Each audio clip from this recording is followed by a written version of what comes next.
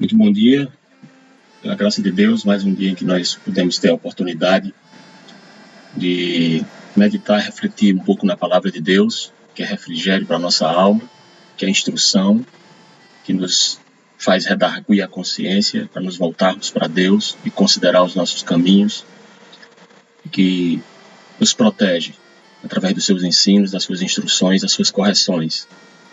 Nessa manhã, se Deus permitir, gostaria de compartilhar com todos a instrução, a palavra de Deus que está no Salmo 16. O Salmo 16,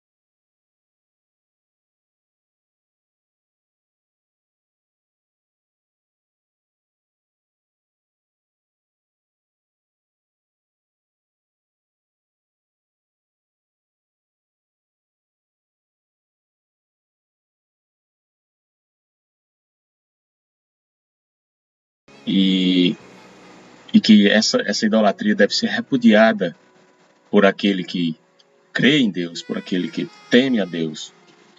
E Davi, ele começa o Salmo dizendo que o Senhor é quem é aquele para quem ele corre, para quem ele foge, para quem ele se dirige quando deseja ser preservado do mal, quando deseja ser guardado nas aflições e nas dificuldades da vida. Ele diz: guarda-me, ó Deus.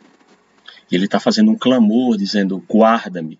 Aqui implica que aquele que crê em Deus vive num mundo hostil a ele. E que, por conta disso, precisa muitas vezes ser guardado por Deus de muitas coisas. Então esse deve ser o clamor constante também, meu e seu, vivendo num mundo hostil aos nossos valores, às crenças que o Senhor nos ensinou e colocou em nosso coração para ter, porque são a verdade, porque são a justiça, porque são o caminho reto e direito. Ele diz: guarda-me, ó Deus. Por quê? Porque em ti confio. Então, a gente já começa a perceber que Deus guarda quem confia nele. E para que você seja guardado por Deus, você confia. A razão por que você é guardado por Deus é quando você realmente coloca, deposita a sua confiança nele. No versículo 2 ele diz: a minha alma disse ao Senhor: tu és o meu Senhor. A minha bondade não chega à tua presença. Aqui tem um jogo de palavras interessante, porque ele diz, a minha alma disse ao Senhor. Aqui é a palavra, né, do nome de Deus Todo-Poderoso, Yahvé, ou Jeová, transliterando para a nossa língua.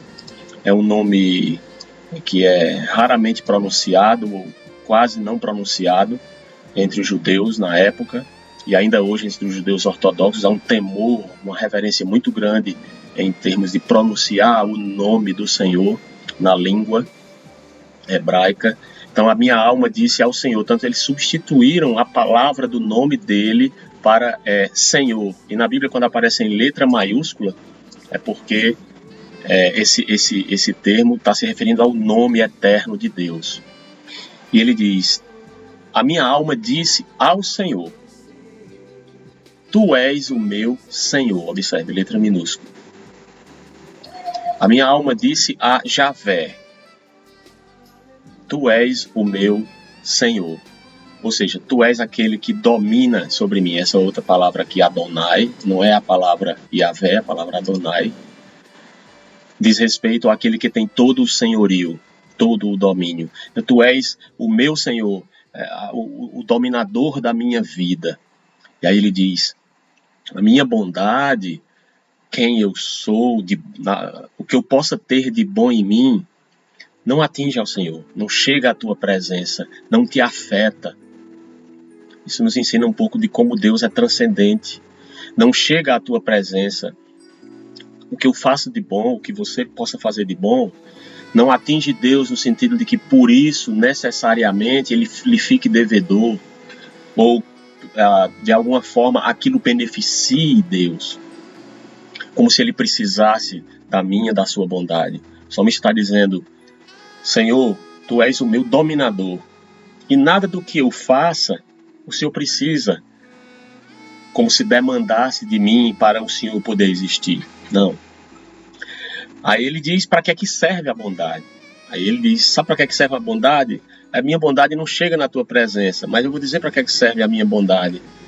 A minha bondade chega aos santos que estão na terra, ou seja, aqueles homens, aqui é um paralelismo da língua, ou seja, aqueles ilustres, aquelas pessoas que são distintas, distinguidas entre os demais, porque se separaram para Deus. A palavra santo significa aquele ou aquilo. Às vezes um vaso do templo era chamado santo, um santificado. Por quê? Porque aquele vaso tinha um uso exclusivo para determinada tarefa ali no templo do Senhor. Então, quando alguém é chamado de santo, significa que ele é originalmente na língua separado para um propósito definido. Então, a bondade do salmista, a bondade daquele que teme a Deus e que está aqui o adorando através desse salmo, ele diz, a minha bondade não te atinge, mas beneficia aos que estão na terra e que são separados para ti, aos ilustres em quem está todo o meu prazer. Aqui cabe uma pergunta,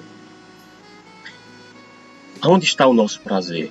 Nosso prazer, e aqui o contexto é o prazer de companhia, o prazer de respeito, o prazer de valorizar, o prazer de querer estar junto. É com os santos da terra, é com aqueles que se separaram para Deus e que peregrinam neste mundo buscando viver para Deus. É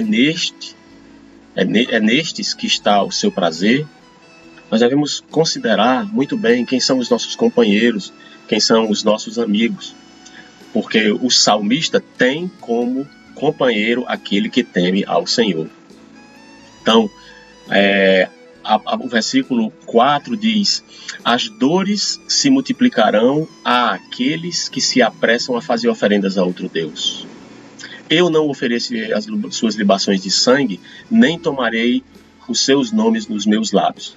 Davi está aqui dizendo, Senhor, tu és o meu dominador, não há outro. E o povo que teme o teu nome no planeta Terra são aqueles meus companheiros, os que eu valorizo, os que eu tenho prazer. Agora, existe um outro grupo de adoradores, mas não te adoram.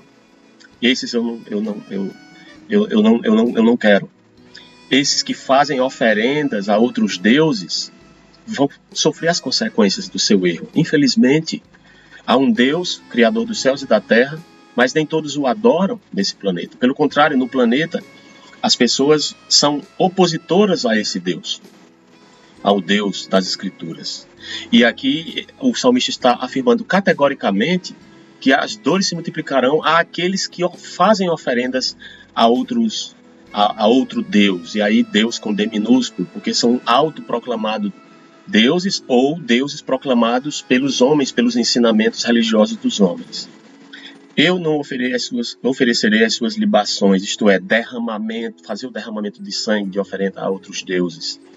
Nem tomarei os seus nomes dos meus lábios. Ou seja, a decisão de Davi, na sua linguagem, é bem radical em relação a não ter qualquer tipo de comprometimento de sua parte com qualquer outro Deus com D minúsculo que não seja Javé, que não seja o Criador dos céus e da terra, o Deus das Escrituras. Isso é muito sério, porque infelizmente muitas vezes nós nos envolvemos com um sincretismo religioso onde a gente teme a Deus, onde a gente eventualmente possa sim acreditar que Deus é o Criador, que Ele é o Pai de Jesus Cristo, que Ele é uma trindade com o Pai, o Filho e o Espírito Santo, mas nós poderemos também confiar em outros ajudadores, em outros que podem em todo tempo e lugar supostamente nos ouvir as orações. Mas, lamentavelmente, não é isso que ensina a palavra de Deus. A palavra de Deus diz aqui no versículo 5 que o Senhor é a porção da minha herança e o meu cálice, tu sustentas a minha sorte. O texto bíblico fala aqui que o salmista coloca completamente a sua visão, a sua esperança, ele se eleva para Deus e diz, olha, nesta terra, se eu tenho prazer em alguma coisa, é naquilo que diz respeito ao teu nome, naqueles que respeitam ao teu nome. E aqui, a minha porção de herança não é nada destas coisas desta vida. Eu posso até possuí-las. O salmista era um rei, um dos reis mais poderosos que existiu na nação de Israel. Mas ele diz, olha, a minha herança não é esse reinado, não é essa prata e esse ouro, não é todo o benefício que eu tenho das regalias reais. O Senhor, Javé, é a porção da minha herança e do meu cálice. E aqui a referência ao cálice fala de prazer, fala de completa provisão de banquetes alegres e regozijantes. Ele diz, a minha herança, o meu cálice é o Senhor. Quando eu quero ter prazer, quando eu quero ter alegria, quando eu quero ter esperança, quando eu quero me regozijar, quando eu quero sentir uma paz esfuziante da minha alma, sabe para quem eu corro? Para o Senhor, porque Ele é que é essa porção de prazer. E diz, em relação a toda a sua vida, em relação a todo o curso da sua história, como alguns poderiam chamar de destino, ou como alguns poderiam dizer, eu tenho uma sorte, ou boa sorte, ou uma má sorte, boa aventura ou má aventura, é Deus quem sustenta a sorte do salmista. Tem um versículo na palavra de Deus, em Provérbios, que diz, a sorte se lança no regaço. Pega os dados, gira e joga aqui para ver o valor que deu. A sorte se lança no regaço, mas do Senhor procede toda a determinação. Então é do Senhor que vem a determinação. Ele diz aqui claramente que é Deus quem o sustenta de toda a maneira, inclusive as probabilidades das ocorrências de sua vida, que são aleatórias para todo mundo. Aparentemente, na verdade, Deus é quem sustenta para ele. As linhas caem-me em lugares deliciosos. Sim, coube-me uma deliciosa, uma formosa herança. Essas linhas aqui diz respeito à divisão da terra prometida para cada uma das tribos de Israel. E aqui ele faz referência a isso para que quem o escutasse entre os israelitas ali, ele era rei de Israel, pudesse perceber nessa linguagem metafórica como Deus providencia sempre o melhor para aquele que coloca ele como seu Deus. Ele diz, lugares deliciosos, formosa é a minha herança.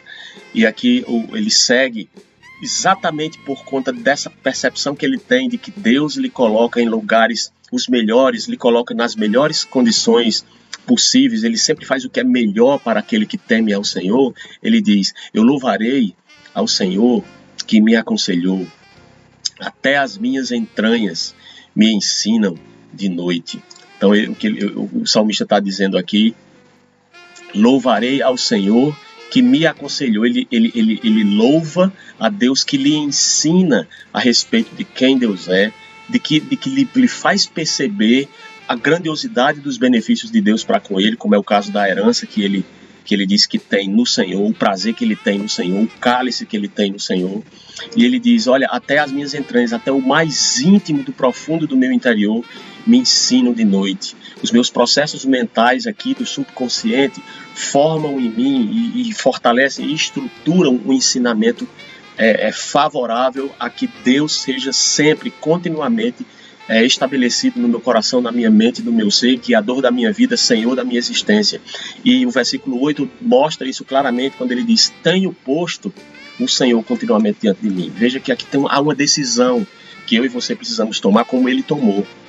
Ele decidiu e ele está narrando o que ele decidiu fazer. Ele diz, olha, minha vida tem sido assim. Eu tenho posto a Deus continuamente diante de mim. Ou seja, eu não dou um passo, eu não executo uma ação, eu não vivo sem perceber, saber e ter consciência de que o tempo inteiro Deus está diante de mim, comigo em tudo que eu faço, em tudo que eu penso, em todas as minhas ações. Então, ele põe a Deus continuamente diante dele. Por isso, aí ele diz que ele está à minha mão direita, pelo fato de que ele está aqui do meu lado, próximo, e a mão direita fala da destra de importância, da mão de destreza e de força e de poder. Ele diz, porque Deus está aqui, sendo essa minha destreza, a minha força, o meu poder, o local de melhor proeminência, está à direita do rei, é o local de melhor proeminência. E ele diz, olha, sabe quem é que está à minha mão direita? O rei dos reis, é o Senhor dos senhores, é aquele que é o dominador da minha alma. Eu disse ao Senhor, tu és o meu Senhor. Então ele diz, você está aqui à mão direita, e porque ele está à mão direita, sabe o que é que vai acontecer? Nunca vacilarei. Não há perigo de você andar continuamente diante de Deus, não há perigo de você realmente pôr Deus como proeminente diante de você e você vacilar na fé, e você perder a sua fé, e você apostatar da fé. Nós vivemos anos e dias difíceis, estamos em 2020, 20 anos após o início do século 21, e as pessoas estão se afastando de Deus a passos largos, estão sorvendo a medidas cavalares do veneno, da maldade, da malícia e principalmente da incredulidade, do ateísmo. Cada vez mais cresce o número de adoradores de Satanás, abertamente, satanistas e outros adoradores de outros deuses com D minúsculo. Mas o salmista diz aqui, olha, eu nunca vacilarei. Então, se você colocar Deus aqui na sua destra, na sua mão direita, se nós colocarmos Deus na nossa mão direita, na nossa proeminência, que ele em toda a nossa vida determine a nossa sorte e que nós o tempo inteiro façamos que Deus esteja continuamente, isso na nossa consciência. Deus está em todo tempo, lugar, nem os céus dos céus o podem conter, mas que eu conscientemente, você conscientemente possa tomar Deus e dizer, olha, ele vai estar diante de mim. A promessa aqui é indireta, porque é uma conclusão a que ele chega em fé. Nunca vacilarei. Acaba sendo uma promessa no sentido de que, de fato, tendo posto o Senhor continuamente, ele está testemunhando que crê, que nunca vacilará. E nós sabemos pela história que Davi foi fiel ao Senhor até o último suspiro de sua vida, senão no caso em que ele pecou, porque a própria palavra de Deus diz que não há homem que não peque. E se alguém disser que não tem pecado, a palavra de Deus diz no Evangelho, lá no Novo Testamento, palavras do apóstolo João, se dissermos que não temos pecado, fazemos de Deus um mentiroso e a sua verdade não está em nós. Mas se confessarmos os nossos pecados, ele é fiel e justo para nos perdoar os pecados e nos purificar de toda injustiça. Então ele diz, nunca vacilarei. Ele não está dizendo que não vai pecar, mas ele não vai perder a sua fé em Deus. Ele não vai deixar de se voltar para Deus em arrependimento, quando ele fez no caso de Batseba e se arrependeu e Deus o perdoou. E a conclusão, ele diz, portanto, qual é a consequência de tudo isto? Meu coração vai ficar alegre. Vivemos numa época de depressão, vivemos numa época que as pessoas estão perdendo a esperança. Você quer ter alegria? Olha a conclusão a que o salmista chegou. Colocar Deus como sua referência máxima, colocar Deus como seu Senhor, o dominador de sua vida, colocar Deus como preeminente diante de si, só vai resultar nisso, a alegria. alegre o meu coração, vai-se embora a depressão, regozija a minha glória. Ele era um rei glorioso, a minha glória se regozija, isto é uma alegria das alegrias. Também a minha carne repousará segura. Ele coloca aqui em confiança de que quando eu morrer, eu não preciso temer, porque a minha carne vai repousar segura. Aí ele explica por quê. Pois não deixarás a minha alma no inferno. Aquele que põe Deus, o Deus verdadeiro, não Deus esconder minúsculo, mas o Deus verdadeiro, como seu Deus, Deus não permitirá que haja condenação, que haja descida à sepultura para sempre. Não deixará a minha alma no inferno, não deixará a minha alma na sepultura, no reino dos mortos. Não permitirá que o teu santo veja corrupção, não permitirá que aquele que foi resgatado por Deus e santificado por Deus veja a corrupção, ou seja, tenha o seu corpo deteriorado. Porque, por mais que isso aconteça, que a realidade, o salário do pecado é a morte, mas o dom gratuito de Deus é a vida eterna em Cristo Jesus nosso Senhor. Ele diz que assim como Cristo ressuscitou, também nós ressuscitaremos com Ele. Quem põe a confiança em Deus vai experimentar isto. Ele diz, far-me-ás, e aqui é o futuro, ver a vereda da vida, a vida sem fim, a vida eterna, diante do próprio Deus. Na tua presença, ele diz, é aqui onde eu vou ter toda a minha esperança. Na tua presença, a fartura de alegrias. É isso que você quer? Prazer, alegria, satisfação? É isso que eu quero? É isso que eu estou buscando? É isso que nós estamos buscando? Pois bem, é aqui onde a gente encontra, na presença de Deus, a fartura de alegrias. Na tua mão direita, na tua destra, há delícias perpetuamente. Agora eu pergunto, quem está à mão direita de Deus, senão o Senhor Jesus Cristo? Aqui, o texto que está lá em Atos capítulo 2, versículo 25, mostra quando Pedro estava falando lá mostra quando Pedro estava falando em Atos dos Apóstolos. Ele diz, homens israelitas, escutai essas palavras. A Jesus Nazareno, o homem aprovado por Deus entre vós com maravilhas, prodígios e sinais, que Deus por ele fez no meio de vós, como vós mesmos bem sabeis.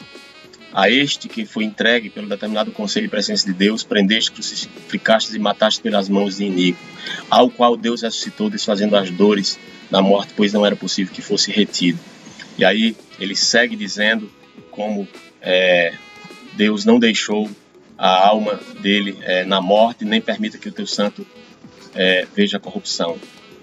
E aí ele prega, e aí depois que ele prega, os homens se arrependem, e naquele tempo são convertidos 3.000 almas. Aqui diz, far-me-ás ver as veredas da vida, na tua presença há fartura de alegrias, a tua mão direita há delícias perpetuamente. Se é isso que eu e você precisamos e estamos procurando na vida, procurar ter uma vida de alegria, de satisfação, de paz real, é em Cristo que nós vamos encontrar, porque é Cristo que está à destra de Deus. Que esse salmo possa levar você na direção de colocar Deus, Javé, o Senhor, o Criador dos céus e da terra, como o Senhor de sua existência, como o dominador da sua existência. E que você possa colocar sua confiança somente nele, valorizar aqueles que confiam nele e se alegrar naquilo que Deus providencia para você, porque é Deus quem domina a sua vida e, portanto, dirige a sua sorte, dirige a sua existência. Ponha Deus continuamente diante de você, e aí você nunca vai vacilar na sua fé. E se você nunca fez isso, faça isso hoje, para que você possa ter uma fé inabalável, que vai culminar em delícias para sempre, na presença de Deus eternamente, porque Ele vai lhe fazer ver as veredas da vida. Deus te abençoe.